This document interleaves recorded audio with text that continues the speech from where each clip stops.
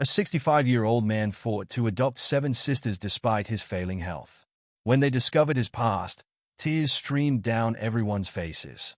James Roberts' knees cracked as he bent down to pull another weed from his front garden. The morning sun beat down on his neck, and sweat dripped onto his thick gardening gloves. He'd been at it for 3 hours straight, like every Saturday for the past 6 months. The routine helped fill the silence. The sprinkler clicked and whirred behind him, marking time like a metronome. His neighbor's dog barked in the distance. A car door slammed. Normal suburban sounds that used to blend into the background now echoed loudly in his ears. "Morning, James." Mrs. Peterson called from next door. "Garden's looking lovely." He straightened up slowly, forcing a smile. "Morning, Helen." His lower back protested the movement. "Will you be at the neighborhood meeting tonight?" "Can't make it. Volunteering at the shelter." Mrs. Peterson's smile tightened slightly. "Still doing that? At your age?" James nodded, turning back to his weeding. He heard her sigh before walking away. The garden didn't need this much attention. Mary would have told him he was overdoing it. But Mary wasn't here to tell him anything anymore. At 2 p.m., he showered and changed into clean clothes. The house felt too big now, too quiet. 5 bedrooms, 3 bathrooms, a finished basement, all empty except for his bedroom and the kitchen. He'd closed the door to the master bedroom 6 months ago, after the funeral. Mary's clothes still hung in the closet. His ancient Toyota grumbled to life. The 15-minute drive to Hope's Haven Children's Shelter passed in a blur of familiar streets and traffic lights. The brick building looked more institutional than homey, despite the colorful playground equipment out front. "Mr. Robert." Sarah Jenkins met him at the front desk, her clipboard tucked under one arm. The young social worker's smile was genuine, if tired. "Right on time as always. We've got story time in the activity room today." "How many kids?" He followed her down the fluorescent-lit hallway, his shoes squeaking on the linoleum. 7 new ones. Sisters. Sarah's voice dropped. "Came in last week. Mom's rights were terminated yesterday." James's chest tightened. He remembered that feeling. The day the orphanage director told him his own mother wasn't coming back. He'd been 5. The activity room buzzed with energy. 7 girls sat in a rough circle on the carpet, ages ranging from about 6 to 16. All African American, all with similar features, definitely sisters. The youngest clutched a worn teddy bear. The oldest sat protectively close to her, shoulders tense. "Girls," Sarah called out, "this is Mr. Robert. He's going to read with us today." James settled into the wooden chair, picking up the book Sarah had left there. The Lion, the Witch, and the Wardrobe. He'd read it to neighborhood kids at the library before Mary got sick. Once there were 4 children whose names were Peter, Susan, Edmund, and Lucy, he began. The youngest girl's eyes widened. The oldest watched him warily. Halfway through the first chapter, the little one scooted closer to his chair. By the second chapter, she'd moved right next to him, peering at the illustrations. Her sister made a quiet sound of protest but didn't pull her back. "What's your name?" he asked during a page turn. "Lily," she whispered. "I'm 6. Nice to meet you, Lily." "I'm James." One by one, the other girls introduced themselves. Maya, the oldest at 16. Sophia, 14. Twins Isabella and Olivia, 12. Emma, 9. And Ava, 7. They sat a little closer with each chapter, drawn in by the story and his different character voices, something Mary had always teased him about. The hour passed too quickly. As Sarah gathered the girls for dinner, Lily tugged on his sleeve. "Will you come back tomorrow?" Her brown eyes were huge, hopeful. James glanced at Sarah, who gave a small nod. "Same time tomorrow." Later, in his office, Sarah closed the door behind them. "They've never engaged like that with any other volunteer. They're good kids." He sat heavily in the visitor's chair. "What happens to them now?" Sarah sighed, shuffling papers on her desk. "That's the hard part. 7 sisters, all at once, finding a home that can take them all. They'll be split up."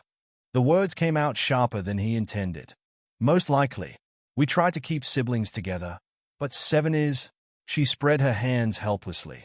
"The system isn't built for this." James stared at the wall behind her desk, covered in children's drawings. His hands gripped the armrests until his knuckles went white. "What's the process?" he heard himself ask. "For adoption." Sarah's pen clattered to the desk. James, just tell me the process. She studied him for a long moment. You're 65, single, recently widowed. I have a 5-bedroom house sitting empty. Savings, pension, health insurance. The words tumbled out faster now. I raised 3 stepchildren with Mary. They are grown now, with their own families. It's not just about resources. Sarah leaned forward. 7 children is a huge undertaking. The emotional demands alone. I know what it's like to be in the system. His voice roughened. To be told you're too much trouble, too old, too many siblings. To watch your family get torn apart piece by piece. Sarah's expression softened. You never mentioned you were in foster care. Aged out at 18. He cleared his throat. Never got adopted. Met Mary when I was 30. She made everything make sense. The clock ticked loudly on the wall. Outside, a child laughed in the hallway. Sarah opened a drawer and pulled out a thick packet of forms. The home study alone takes months. Background checks, financial verification, medical clearance. And that's before we even discuss placement. James took the papers with steady hands. I have time. The girls don't. She met his eyes. If you're serious about this, it needs to happen fast. They go into the general placement pool next month. He thought of Lily's hopeful face. Maya's protective stance. 7 sisters, about to be scattered to the winds. Where do I sign? That night, he sat in his quiet kitchen, reading adoption requirements by lamplight. The packet outlined everything: income requirements, home safety standards, background checks, character references. His hand trembled slightly as he filled out the first form. The grandfather clock in the hall struck midnight. He could almost hear Mary's voice. James Robert, what are you getting yourself into? Something crazy, he muttered to the empty room. Something right? He looked at the family photo on the wall, him and Mary with her 3 children at their wedding 20 years ago. They'd made it work then, building a family from scratch. The house had been full of noise and life and love. Now it was just him and his ghosts. The adoption application sat half-completed on the kitchen table, waiting for his signature. 7 empty bedrooms upstairs waited too. James picked up his pen and began to write.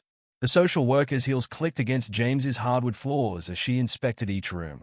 Sarah Jenkins made notes on her clipboard, measuring windows and checking smoke detectors.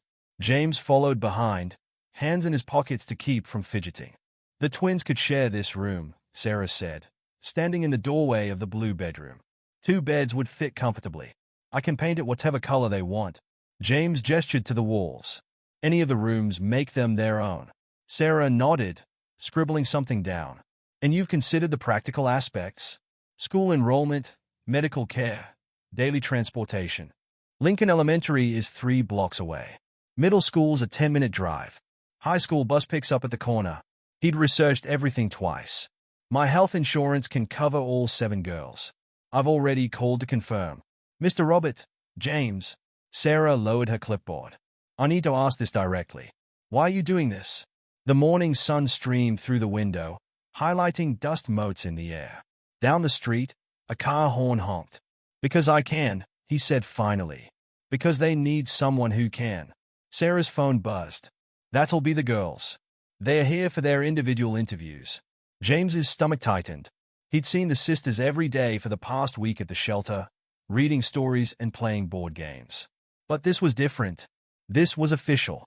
Maya came in first, spine straight, chin up.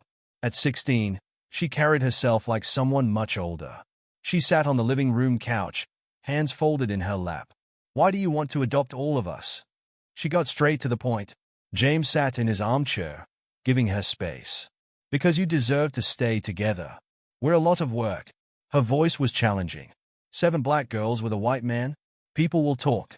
Let them. Maya studied him, dark eyes sharp. I have to protect them. That's my job. No, James said quietly. That's supposed to be the parents' job. You're 16. You should be worried about school dances and driver's ed, not raising your sisters. Something flickered in her expression. I've been doing it since I was 12. I know. And you've done amazingly. He leaned forward. But you don't have to do it alone anymore. Maya blinked rapidly, looking away. After a moment, she nodded once and left the room. Sophia came next, 14 and already as tall as James. She perched on the edge of the couch, nervous energy radiating from her. Maya says you have a garden, she said suddenly. I like plants. I had a window box at our old place, grew tomatoes. The whole backyard could be a vegetable garden, James offered. If you wanted. A small smile. Maybe. The twins, Isabella and Olivia, insisted on being interviewed together. At 12, they finished each other's sentences and communicated in half-glances. Do you know how to braid hair? Isabella asked. No, James admitted. But I can learn. YouTube tutorials, Olivia suggested. That's how we learned. Will you make us change schools? Isabella wrapped her arms around herself. Not if you don't want to. Emma, 9 years old, brought a drawing. It's us, she explained, pointing to the stick figures. In the garden. See the flowers? James noticed she'd drawn him in the middle of the sister group, not off to the side. It's beautiful. We could hang it on the fridge. Her whole face lit up. Ava, 7, spent the first 5 minutes hiding behind Sarah's legs. Eventually, she crept out enough to ask, Do you have any pets? Not yet, James said. Would you like one? She nodded vigorously. A cat. A orange one. Lily, the youngest at 6, walked straight to James and climbed into his lap like she'd done it 100 times. Sarah raised her eyebrows but said nothing. Are you going to be our daddy now? Lily asked, playing with his watch strap. James's throat tightened. Would you want that? She nodded against his chest. You do the good voices in stories. The interviews took all morning. After the girls left with their escort back to the shelter, Sarah stayed behind. Well, she said, reviewing her notes, they seem comfortable with you. That's rare, especially with Maya. She usually runs background checks on potential foster parents. Smart girl. She already did yours. Sarah smiled slightly. Clean record, steady employment history, good credit score. The only red flag is your age and recent widowhood. James opened his mouth to argue, but a commotion outside interrupted him. Ray's voices carried through the front window. What do you mean? 7 children. Mrs. Peterson's voice rang out. In this neighborhood. James went to the door. A small crowd had gathered on his front lawn, the Neighborhood Association Committee. Helen Peterson stood at the front, face flushed. James, we need to discuss this, she said as soon as he stepped outside. The impact on property values alone. The impact of what? Helen? His voice was dangerously quiet. Children living in a home? Be reasonable. Mr. Thompson from 3 doors down cut in. 7 of them? And they are... He trailed off significantly. They are what? James took a step forward. Children who need a home? Sisters who deserve to stay together? Or is there something else you're trying to say? The group shifted uncomfortably. Sarah appeared at his shoulder, clipboard held like a shield. The adoption application has already been submitted, she said professionally. Mr. Robert meets all legal and financial requirements. The Neighborhood Association has no standing to object. We'll see about that, Mrs. Peterson sniffed. There are zoning regulations for residential family homes, which this is. James felt calm, calmer than he had in months. My wife and I raised 3 children here. No one complained then. That was different, someone muttered. Why? James looked at each face in turn. Because they were white. Because they were fewer. Because Mary was alive to help. Tell me exactly what's different. Silence fell. In the distance, a lawn mower droned. I'm adopting these girls, James continued. They are moving in as soon as the paperwork clears. Anyone who has a problem with that is welcome to move. He turned and went back inside, Sarah following. His hands shook as he closed the door. That was quite a speech, she said. Did I just ruin everything? Actually, she made a note on her clipboard. You probably helped your case. Showed you're willing to advocate for them. That evening, after Sarah left, James sat in his garden. The neighbor's eyes burned into his back, but he ignored them.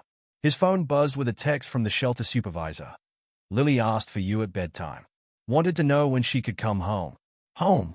His vision blurred. Another text came through. Medical evaluation scheduled for tomorrow at 9 a.m. Dr. Wilson's office. James looked up at his 2 empty house.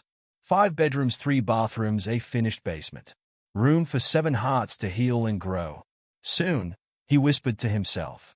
Soon. The pain hit James as he was assembling the 3rd bed frame. A sharp, tight sensation in his chest that made him drop the Allen wrench. He gripped the edge of the bed, breathing hard, waiting for it to pass. Just tired, he muttered to the empty room. Been working too hard. He'd spent the last week preparing the bedroom's paint fumes still lingered despite the open windows. Maya and Sophia would share the green room. The twins got the purple room they'd requested. Emma and Ava would take the blue room, while Lily got the small yellow room next to his. The chest pain eased. James wiped sweat from his forehead and reached for the wrench again. His phone rang. Sarah's name flashed on the screen. The adoption committee wants to meet tomorrow, she said without preamble. They have concerns about your medical history. James's hand went to his chest. What concerns? Standard stuff for your age. But after Mrs. Peterson's complaint, Helen complained to the adoption board. She's raised some issues. Sarah sounded tired. We need to address them head on. Can you get your doctor to provide a full health evaluation? I'll call now. Dr. Wilson's office squeezed him in that afternoon. The waiting room was nearly empty when James arrived, his chest still tight. Blood pressures elevated, the nurse noted, removing the cuff. Any chest pain recently? James hesitated. Some. This morning. Dr. Wilson frowned at the readings. How long have you been having symptoms? Just today. I've been moving furniture, painting rooms. At your age, any chest pain is serious. The doctor pressed his stethoscope to James's chest. Deep breath.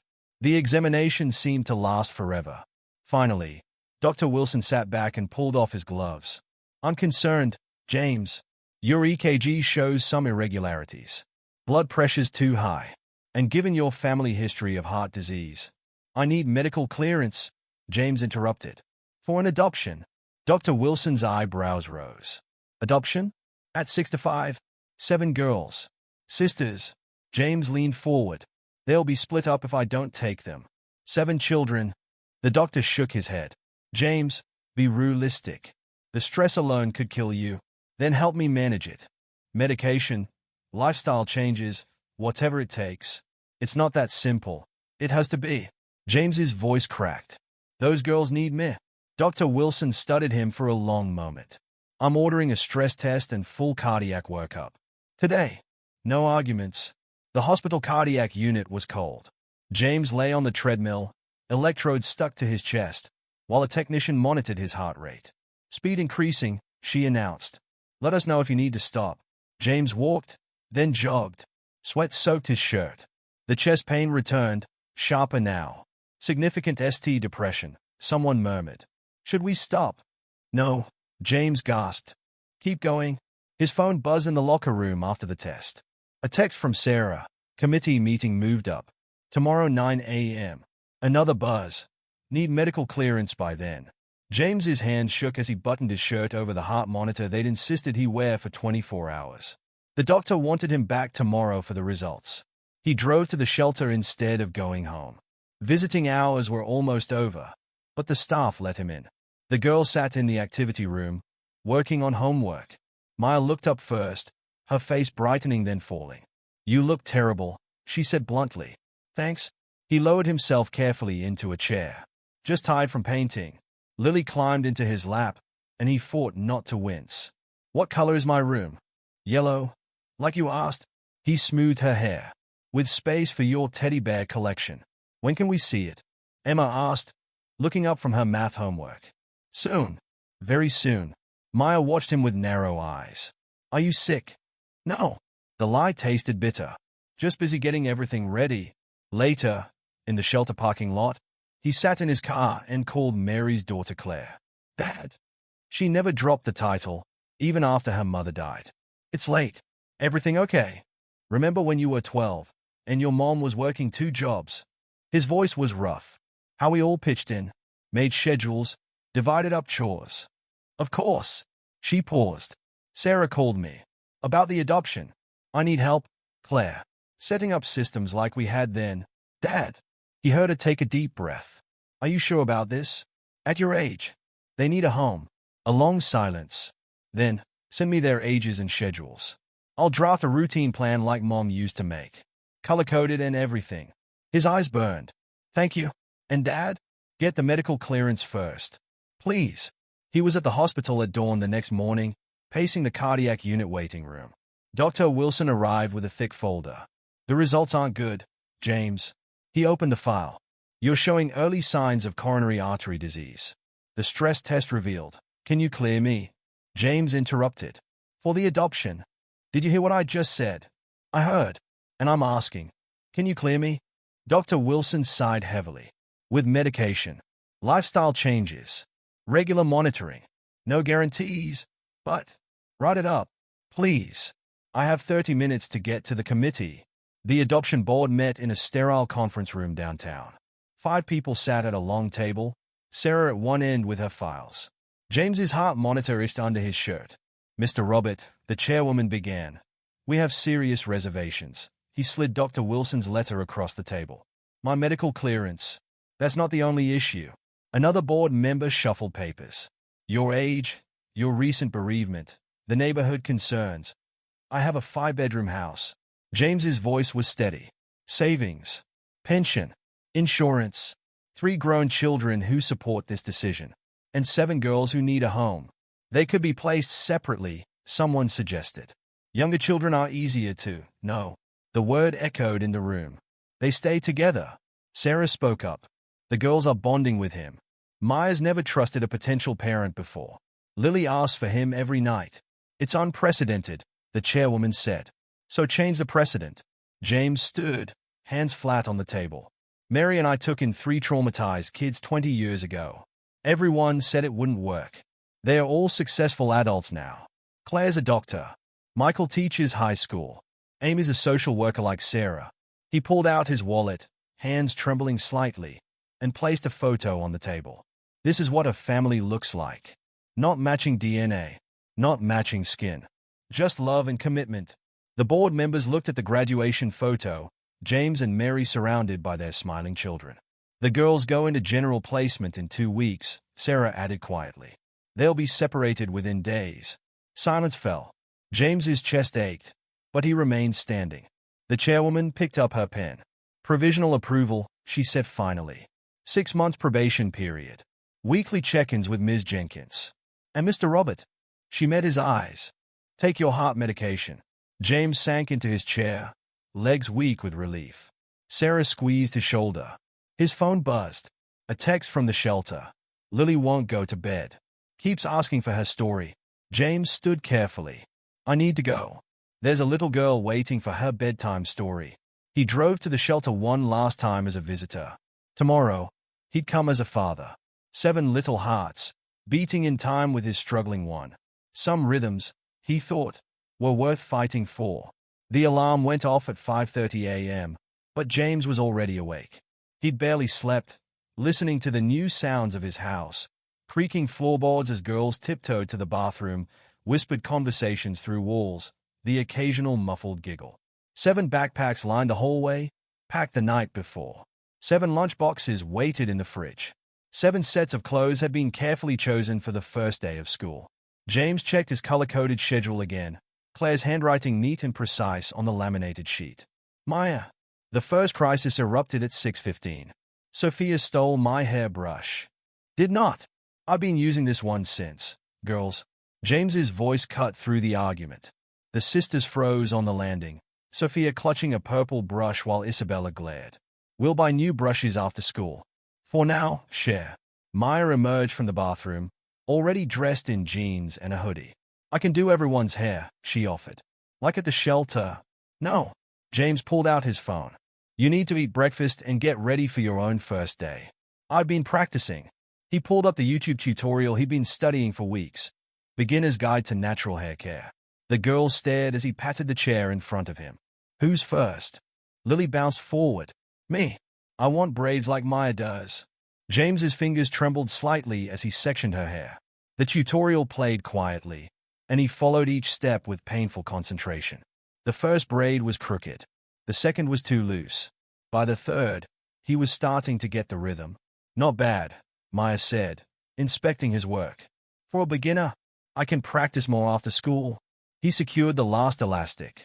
Next, somehow, they made it through hair and breakfast. Toast crumbs littered the kitchen counter. 7 empty cereal bowls sat in the sink. James checked his watch, 7:15. Bus comes in 15 minutes for Maya and Sophia, he announced. Elementary school drop-off is at 7:45. Everyone has their Emergency contacts. Maya held up her phone. Lunch money. The twins patted their pockets. Library books. Emma hugged her backpack. House key. Sophia dangled hers. Good.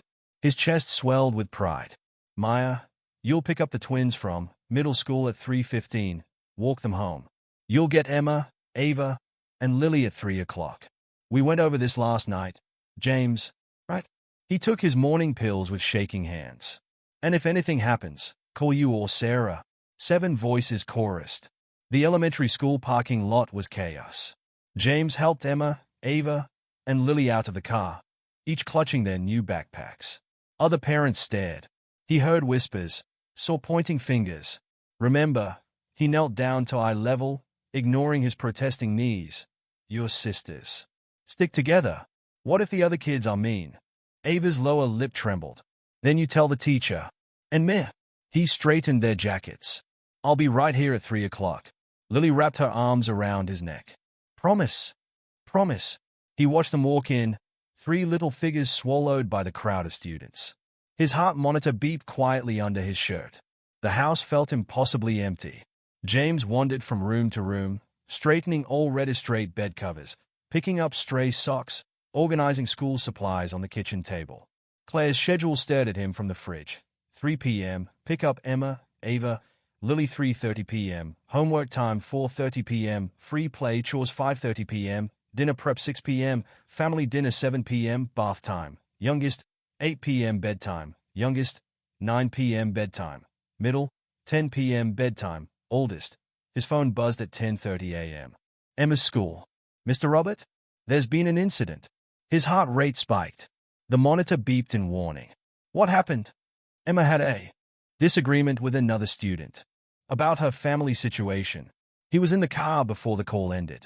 Emma sat in the principal's office, arms crossed, tear tracks on her face but chin raised defiantly. She said you weren't my real dad. She burst out as soon as she saw him. Said we were just charity cases. So I pushed her. The principal cleared his throat. Violence is never. You're right, James interrupted. Violence isn't the answer. But Emma. He met her eyes. You are not a charity case. You're my daughter. All of you are my daughters. Emma's lower lip trembled. Really? Really? He turned to the principal. How long is the suspension? 3 days. Fine. We'll use the time to work on better ways to handle bullies. And maybe paint her room the exact color she wants. A small smile broke through Emma's tears. The next crisis hit at dinner. James had followed Claire's detailed recipe for spaghetti and meatballs, Mom's famous recipe, she'd written. Always worked for us. I can't eat this. Sophia pushed her plate away. I'm vegetarian. James froze with the serving spoon halfway to Lily's plate. Since when? Since now. She crossed her arms. It's cruel to animals. Okay. He set down the spoon. We can make you something else. And tomorrow we'll plan meals that work for everyone.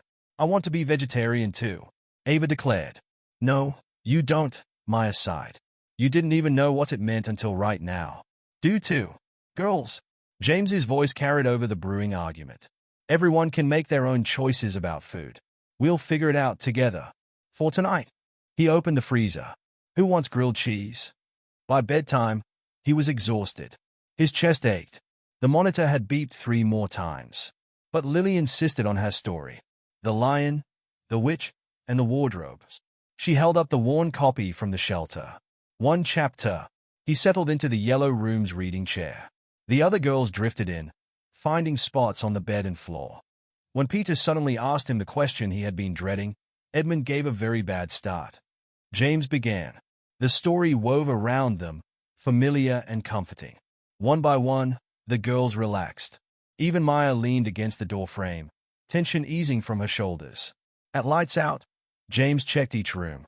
The twins whispered together in their purple sanctuary. Emma read by flashlight. Sophia had pinned vegetarian recipe printouts to her bulletin board. Maya sat at a desk, organizing the next day's schedule. You don't have to manage everything anymore, he said softly. That's my job now. She didn't look up. Hard habit to break. I know. He touched her shoulder gently. But you can be 16 now. Just 16. Finally, in his own room, James sank onto his bed. The heart monitor beeped once, then settled. Mary's picture smiled at him from the nightstand. 7 daughters, he whispered to her. What do you think of that? The house creaked and settled, 7 new heartbeats finding their rhythm within its walls. His phone lit up with a text from Claire. How was the first day? James thought of crooked braids and school fights, vegetarian protests and bedtime stories. Of 7 scared, brave girls trying to believe in family again. We're figuring it out, he wrote back. One day at a time. The pain woke him at 4 a.m., sharper than before. James sat up slowly, his heart monitor beeping frantically. Sweat soaked his pajamas despite the cool morning air. Through the wall, he heard Lily whimper in her sleep. The sound made him try to stand, but the room spun violently. He grabbed his phone from the nightstand, fingers clumsy as he dialed. Maya. His voice came out weaker than he intended. I need help. She appeared in his doorway seconds later, hair wild from sleep. One look at his face and she was moving, quick and sure. I'm calling 911, she said, already dialing. The girls, I'll handle it. She spoke rapidly into the phone, giving their address and his symptoms, then she turned back to him. Sophia, get in here. Her sister appeared, eyes wide. What's wrong? James needs help. Wake Isabella and Olivia. You 3 stay with the little ones. Don't let them out of the rooms until I say so. The sound of sirens grew in the distance. Maya grabbed James's medication list from his dresser and his insurance card from his wallet. Her hands shook, but her voice remained steady. Chest pain started at 4 a.m. She told the paramedics as they rushed in.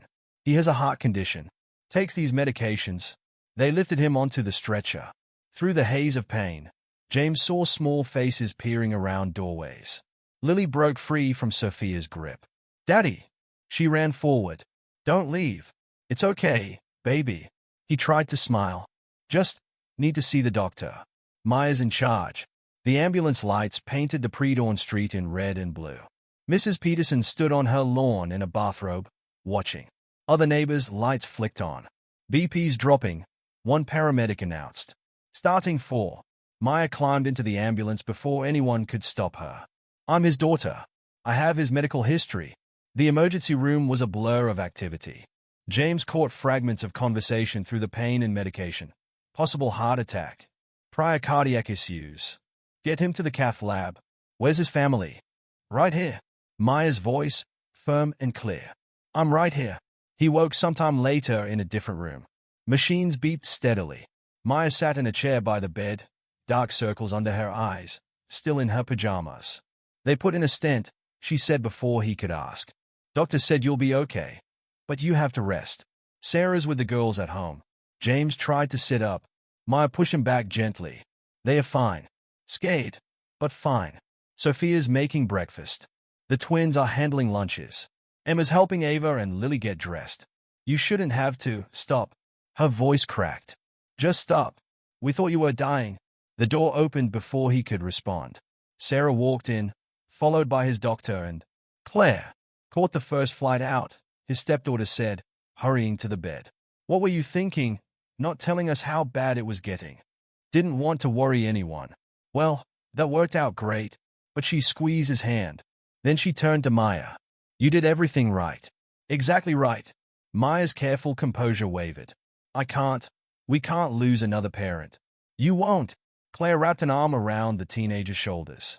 But we need to make some changes. All of us. Dr. Wilson cleared his throat. The stent procedure was successful, but this was a warning. You need rest. Help at home. Less stress. I have 7 daughters who need me, James protested. And they need you alive, Sarah cut in.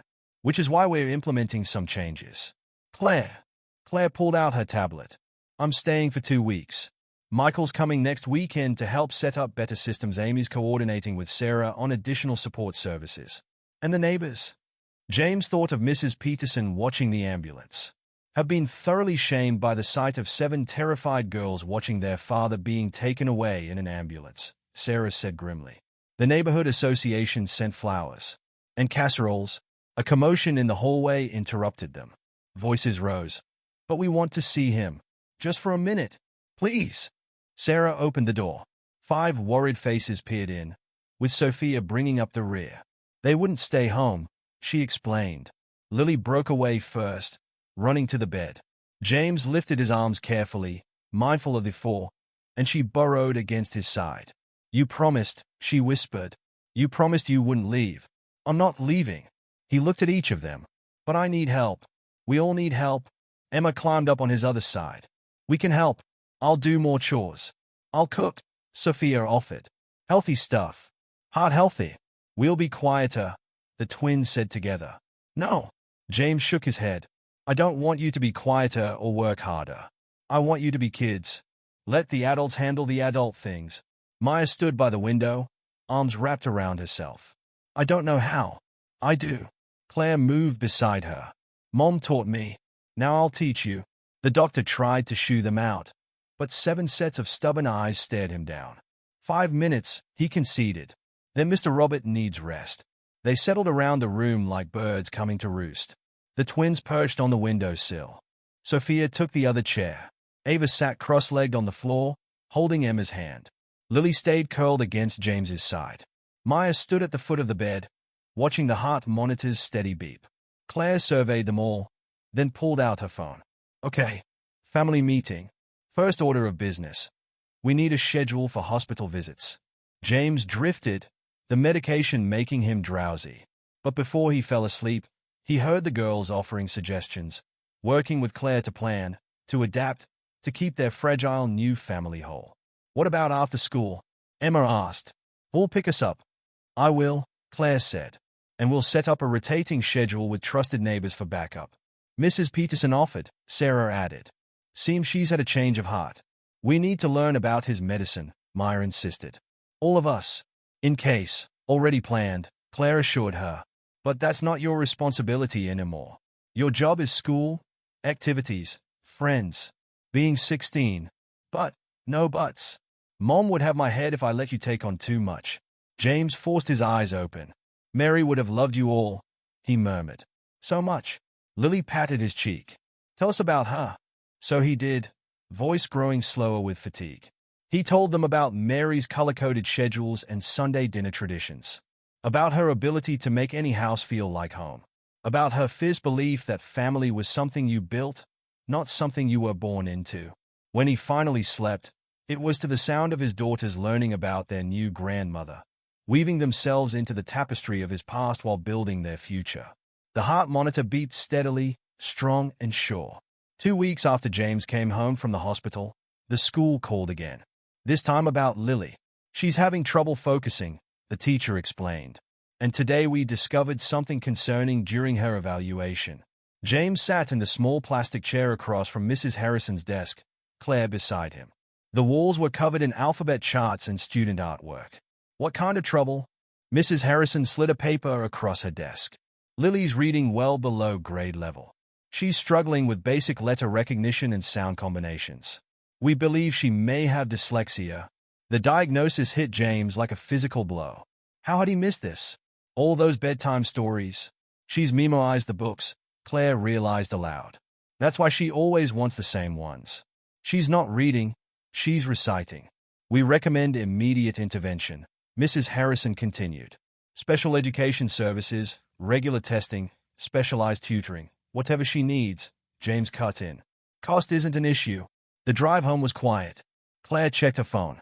Maya's picking up the twins. Sophia's got drama club. Emma and Ava are at the neighbors until 5. "I should have noticed sooner. You've had a lot on your plate." She touched his arm. "Hey, this is fixable. We'll get her help." But when they got home, Maya was waiting in the kitchen. Her face was tight with anger. "Why didn't you tell us Lily needed help?" James stopped. "We just found out, no." Maya slapped a folder on the counter. The shelter had these records. Her old school knew. But nobody did anything because she kept getting moved around. "Maya, you promised to take care of us." Her voice rose. "But you almost died, and Lily's falling behind, and everyone at school keeps asking if we're some kind of charity project. That's enough." Claire stepped forward. "No, it's not." Maya's hands shook. "You all keep saying I don't have to be the parent anymore, but I'm the only one who really knows them. I'm the one who's always been there." She ran upstairs. Her bedroom door slammed. Claire moved to follow, but James held up a hand. "Let me." He climbed the stairs slowly, still tired from his recovery. Maya's door was locked. Go away. Can't do that.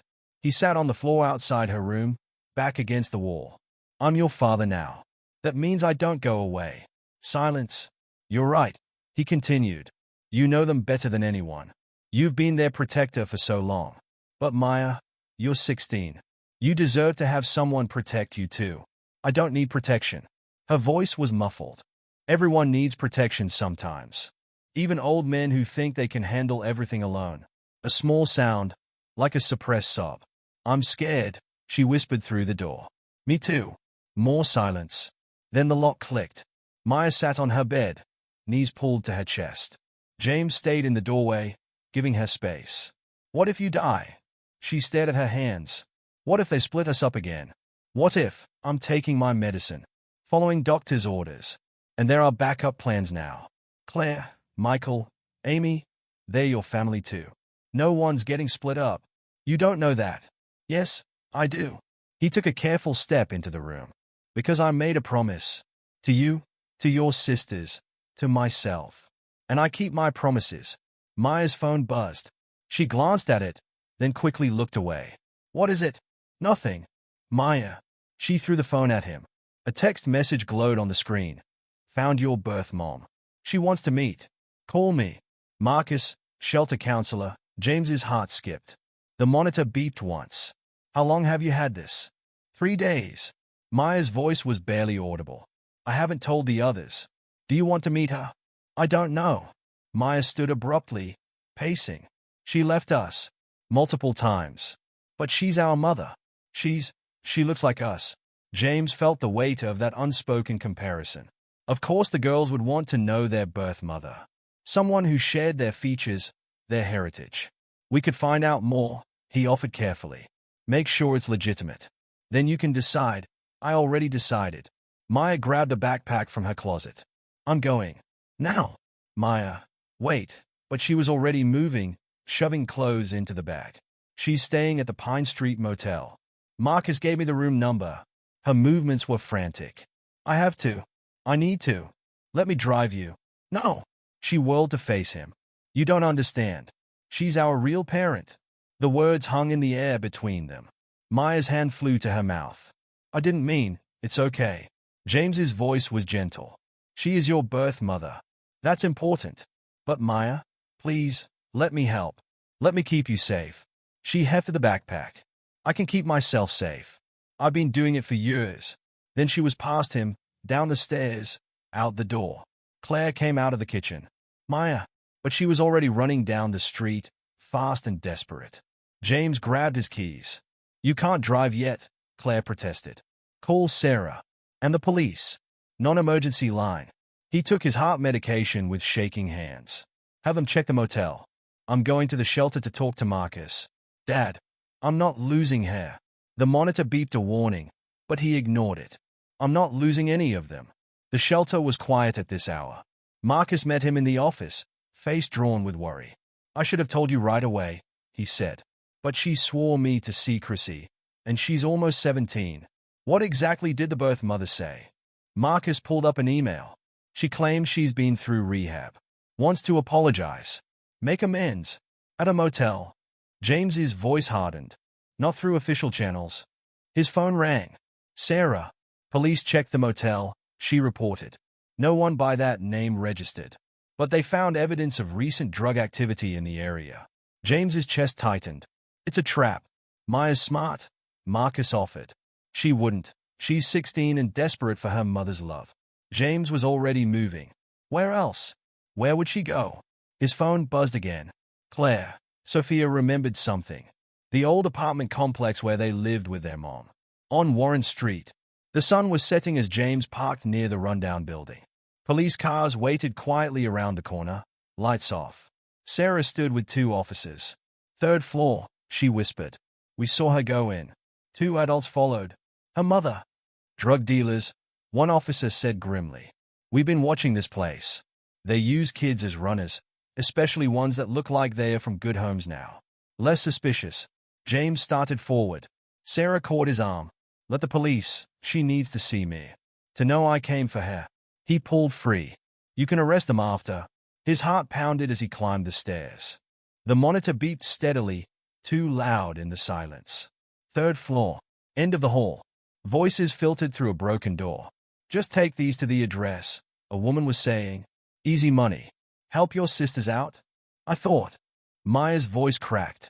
You said you were our mother. Business first, baby. Family later. James stepped into the doorway. Maya stood frozen, a package in her hands, tears on her face.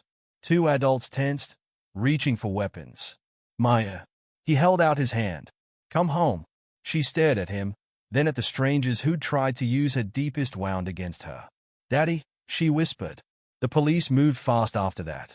James held Maya as she sobbed, shielding her view of the arrests. His heart raced, but held steady.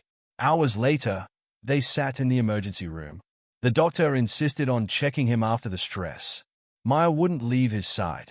I'm sorry, she kept saying. I'm so sorry. You have nothing to be sorry for. He squeezed her hand. Nothing. Sarah brought the other girls. They piled onto the hospital bed, ignoring the nurse's protests. Lily crawled into Maya's lap. We don't need another mom, she announced. We have a daddy. Maya's breath hitched. But I ran away. I said awful things. That's what teenagers do, Claire said from the doorway. I threw a plate at Mom once. She still loved me. Family is complicated, James said quietly. Sometimes it's blood. Sometimes it's choice. Sometimes it's both. But it's always about love. Maya looked around at her sisters, at Claire, at Sarah, at James, whose heart monitor beat strong and sure. Choice, she said finally. I choose this family. The courthouse loomed over them, all granite and columns. James adjusted his tie, checking that each girl's dress was smooth, each hair ribbon secure. They'd been practicing for this day for weeks. Remember, he said quietly, just tell the truth. That's all anyone needs to hear. Maya squeezed his hand. Since the incident at the apartment complex, she hadn't left his side during important moments. Her grades had improved. She'd started therapy. Small steps toward being 16 instead of 30. Sarah met them at the security checkpoint. Judge Anderson is ready. But she pulled James aside. There's a complication. His heart monitor beeped once. What kind of complication? Maternal aunt. Just found out about the adoption. She's filed a last-minute petition for custody. The girls clustered closer, sensing trouble. Lily wrapped her arms around James's leg. Where was she 6 months ago? Maya demanded. Where was she our whole lives? She claimed she didn't know. Sarah checked her notes. Lies in Atlanta. Says she can take all 7 girls. James felt the familiar chest tightness. He took a slow breath, remembering his medication this morning. What are our chances? Honestly, good. She's a stranger to them. You're their established caregiver. But the judge has to hear her out. They followed Sarah through security, down long hallways to courtroom 3. Their legal team waited outside. Claire had insisted on hiring the best family law attorneys in the state. Remember, the lead lawyer whispered, focus on the bonds already formed. The stability. The improvements in school and emotional well-being. James nodded, but his eyes were on a woman sitting alone on the other side of the hallway. African-American, well-dressed, with features that eerily echoed his daughter's. Maya saw her too. Her hand tightened on James's arm. She looks like Mom, she whispered. Before James could respond, the bailiff opened the doors. All rise. The Honorable Judge Patricia Anderson presiding. The courtroom was smaller than James expected. More intimate.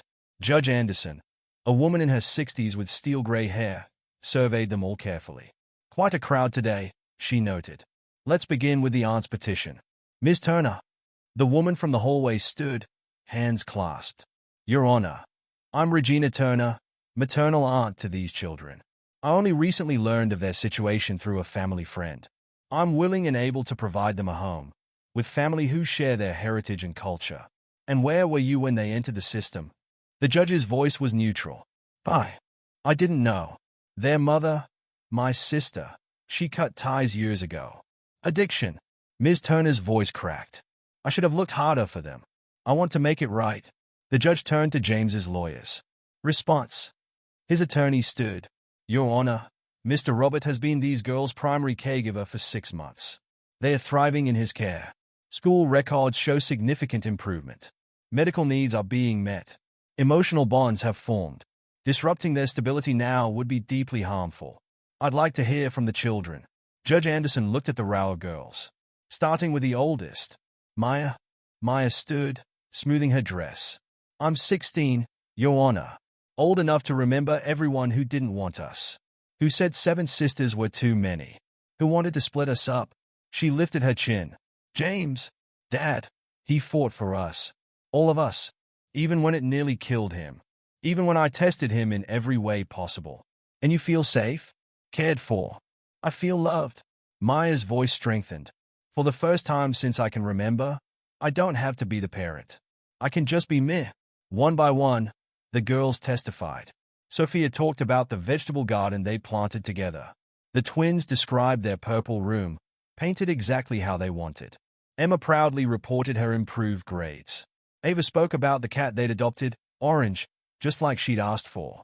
And Dad learned to do our hair, she added. He watches YouTube videos every night to get better. Lily was last. She walked straight to the judge's bench.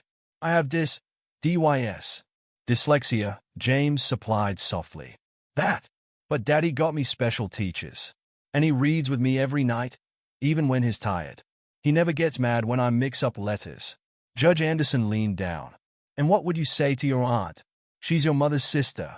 Lily looked at Regina Turner for a long moment. She looks like Mom, but Dad feels like home. The judge sat back.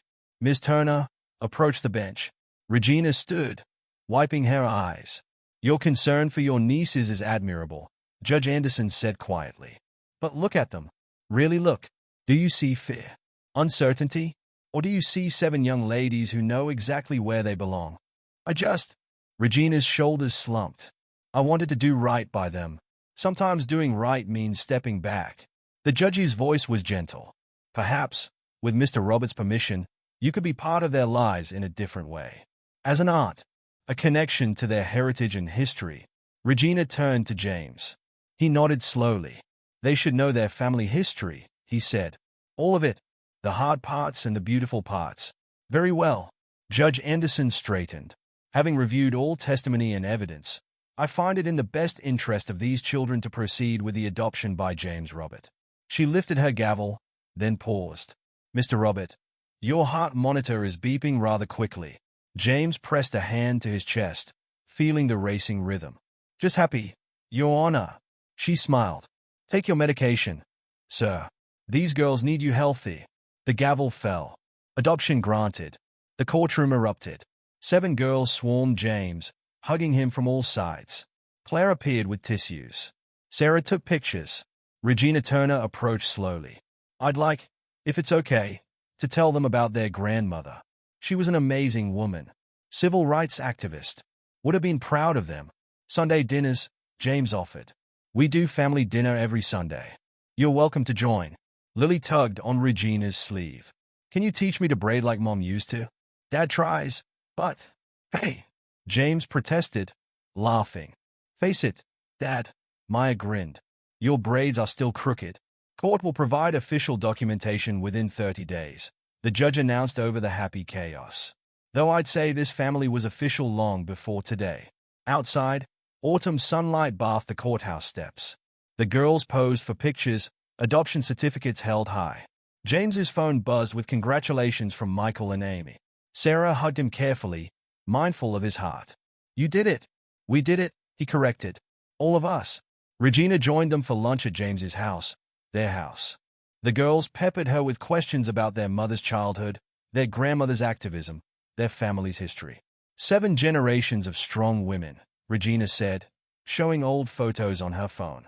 Now 7 sisters, carrying that strength forward. James watched from the kitchen, taking his afternoon pills. Claire bumped his shoulder. You okay? Heart behaving. He looked at his daughters, because they were officially, legally his daughters now, crowded around their aunt, absorbing stories of their past while firmly rooted in their present. My heart. He smiled. It's finally complete. Hold still, Maya said, parting Lily's hair with practiced fingers. Dad, you watching? James leaned closer, studying her technique. 6 months after the adoption, they sat in the newly converted hair salon, formerly the spare room next to the kitchen. Mirrors lined one wall, Shelves held rows of products, and 3 styling chairs sat ready for use. Small sections, Maya demonstrated. You have to get the parts clean. Like this? James tried on Emma's hair, tongue caught between his teeth in concentration. Better, Maya nodded, but gripped closer to the scalp. The doorbell rang. Through the window, James saw Regina's car in the driveway. Perfect timing, he called out. We need an expert opinion. Their aunt entered carrying bags from the beauty supply store. 6 months of Sunday dinners had softened the initial awkwardness. Now she came early each weekend to help with hair day. Looking good, James? She inspected his handiwork on Emma's head. Those YouTube tutorials are paying off. He practices on his pillow at night, Sophia reported from the doorway. I've seen him. James felt his ears redden. Shouldn't you be getting ready? The photographer will be here in an hour. Today was special. Their first official family portrait since the adoption. Claire had arranged everything, insisting they needed proper photos for the walls. Speaking of getting ready, Regina opened her bags. I brought something for everyone. She pulled out 7 dresses in varying styles, all made from bright African prints. The girls crowded around, exclaiming over the colors and patterns. Traditional Ankara fabric, Regina explained. Your grandmother wore these prints. I thought, for the photos. They are perfect, Maya breathed, running her fingers over the material. But Dad will clash in his gray suit. Regina smiled, reaching into another bag. Already solved. She withdrew a tie and pocket square in matching fabric. Mrs. Chen at the alterations shop worked miracles. James touched the fabric gently. Thank you. Family should match, Regina said simply. An hour later, the house was controlled chaos. The twins helped each other with makeup while Sophia vetoed their more creative choices. Ava chased the cat away from the dresses. Emma practiced her smile in the mirror. Dad! Lily called from upstairs. I can't find my special shoes. Under your bed, he called back. Behind the stuffed animals. The photographer arrived, a young woman with green hair and multiple cameras. She surveyed the backyard with a professional eye. The garden's perfect, she declared. All those flowers your daughter planted. Sophia, right? Great backdrop. They arranged themselves on and around the garden bench. James sat in the middle, heart monitor hidden discreetly under his dress shirt. The girls clustered around him, Ankara dresses bright against the flowers. Natural smiles, the photographer instructed. Think about something that makes you happy. James didn't have to think hard. 6 months of moments flashed through his mind. Maya getting her driver's license, practicing parallel parking for hours until she got it perfect. Sophia's vegetable garden winning first prize at the school science fair. The twins making honor roll, their synchronized victory dances in the kitchen. Emma standing up to a bully, using words instead of pushes this time. Ava teaching the cat to play fetch, endlessly patient. Lily reading her first book alone, stumbling over words but never giving up. Perfect. The photographer's camera clicked rapidly. Now some individual shots. Each girl took their turn. James watched, chest swelling with pride, as they showed their personalities. Maya, poised and confident, looking forward instead of watching over her shoulder. Sophia among her beloved plants, dirt under her fingernails even on portrait day. The twins doing their mirror image pose that never failed to confuse teachers. Emma with her favorite books, reading level improving steadily. Ava holding the orange cat that had become her constant shadow. Lily, arms wrapped around James's neck as he held her, both laughing at some private joke. Family support system working? Sarah asked, arriving for the last shots. She came bi-weekly now, more friend than social worker. Better than we hoped. James showed her the schedule on the fridge, still color-coded, but with responsibilities spread evenly. Claire calls it the village approach. The schedule had evolved over months of trial and error. Monday, Regina, dinner and homework help Tuesday. Mrs. Peterson, after-school supervision Wednesday. Claire, via video chat. Math tutoring Thursday. Michael, sports and activities Friday. Amy, art projects and therapy check-in Saturday. Hair care and house project Sunday.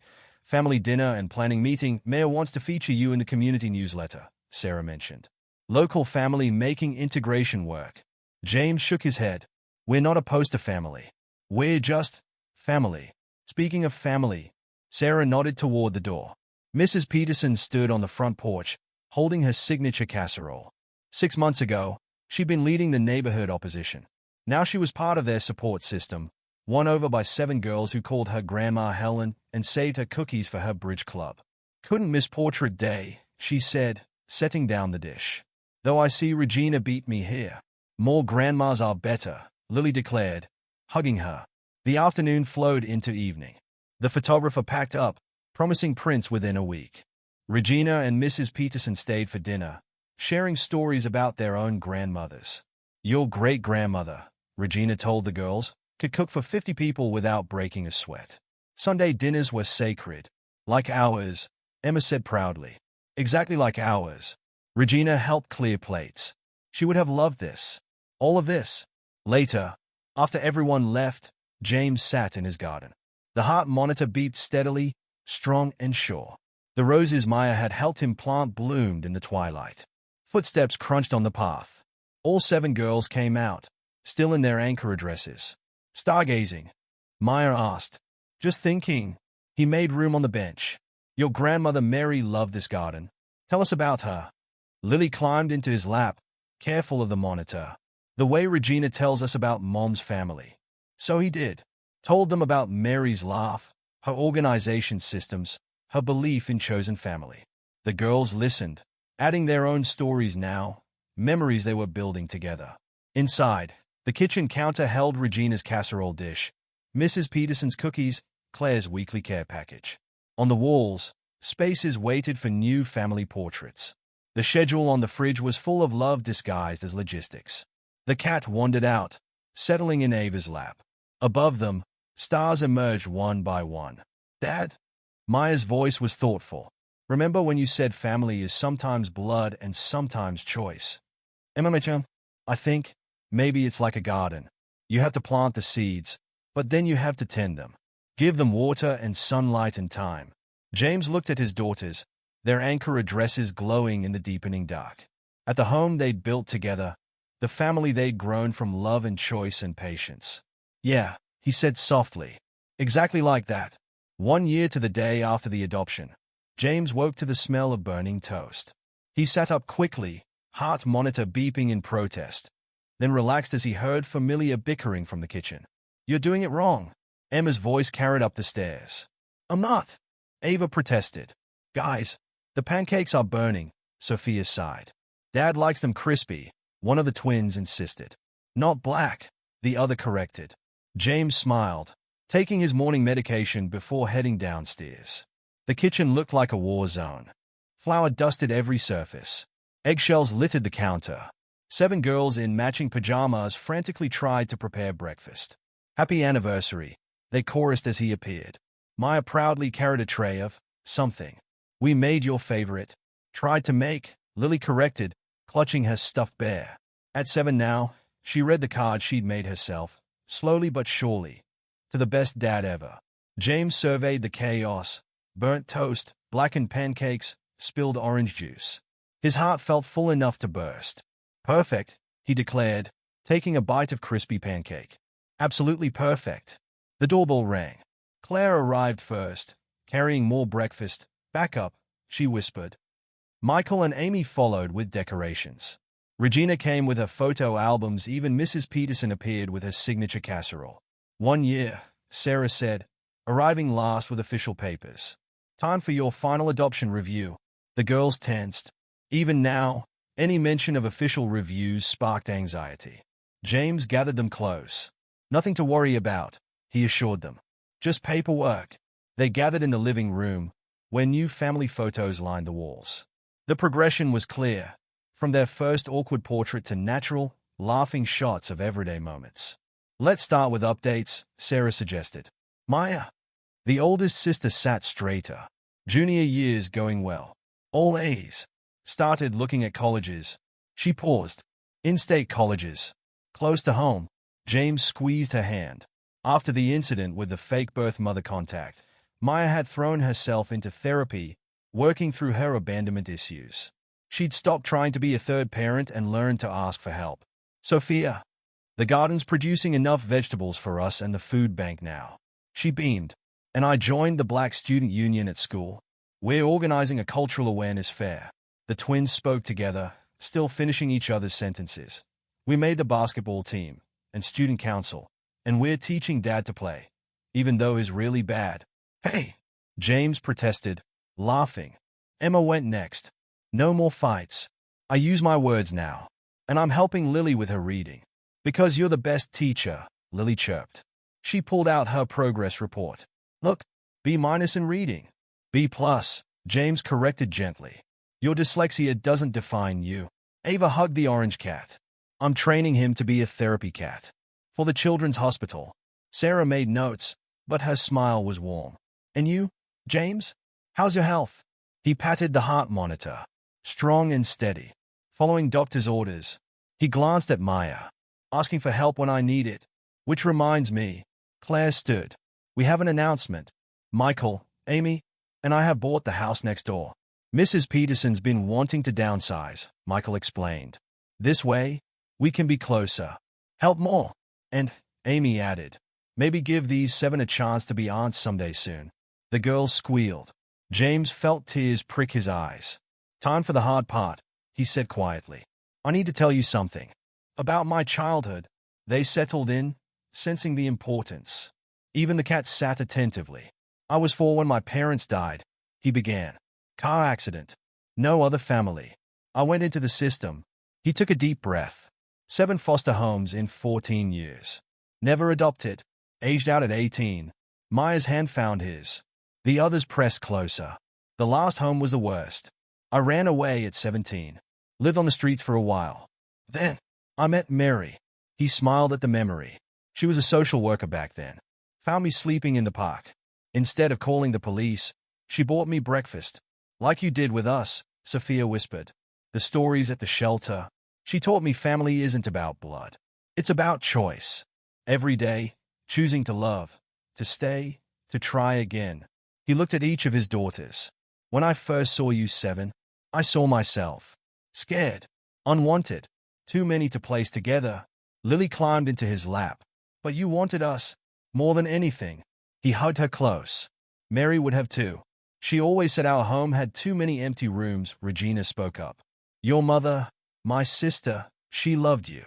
The addiction, it stole her away, piece by piece. But the love was real. We know, Maya said softly. But sometimes love isn't enough. Sometimes you need more. Like 7 sisters, Emma offered. And 3 step-siblings, Sophia added. And 2 grandmas, the twins chimed in. And a therapy cat, Ava insisted. And the best dad ever, Lily finished. Sarah cleared her throat, wiping her eyes. Well, I think that covers the review. Unless anyone has concerns. 7 heads shook firmly. Then let's celebrate. Claire brought out a cake, store-bought. After seeing the breakfast attempt, they spilled into the backyard, where tables had been set up under strings of lights. The garden bloomed around them, Sophia's vegetables mixed with James's roses. Music played softly. James watched his family, all of them, chosen and biological, blending seamlessly. Claire and Maya discussed colleges. Michael taught the twins a new basketball move. Amy and Sophia planned art therapy sessions. Regina braided Lily's hair while Mrs. Peterson taught Ava her secret cookie recipe. His heart monitor beeped steadily, strong and sure. Picture time, the photographer from last year called out. They gathered automatically, arranging themselves by height and habit. Wait, James pulled out Mary's old photo. Their first blended family portrait from 20 years ago. Let's take one just like this. They recreated the pose.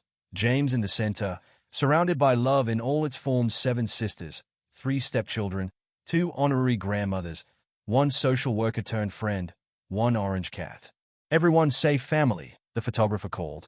The word echoed across the garden, across time, across all the empty rooms and broken hearts that had led them here.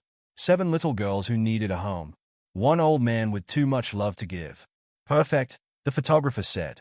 Later, after the party wound down, James sat in his garden. One by one, his daughters joined him, just like they had that first night in their Ankara dresses. Tell us a story, Lily asked sleepily. Once, James began, there were 7 sisters who needed a home. The stars emerged above them, bright and steady. Inside, dishes waited to be washed. Homework needed checking. Hair needed braiding.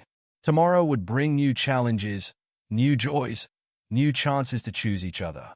But for now, they sat together in the garden that had bloomed from love and patience and time. Complete. Whole. Family.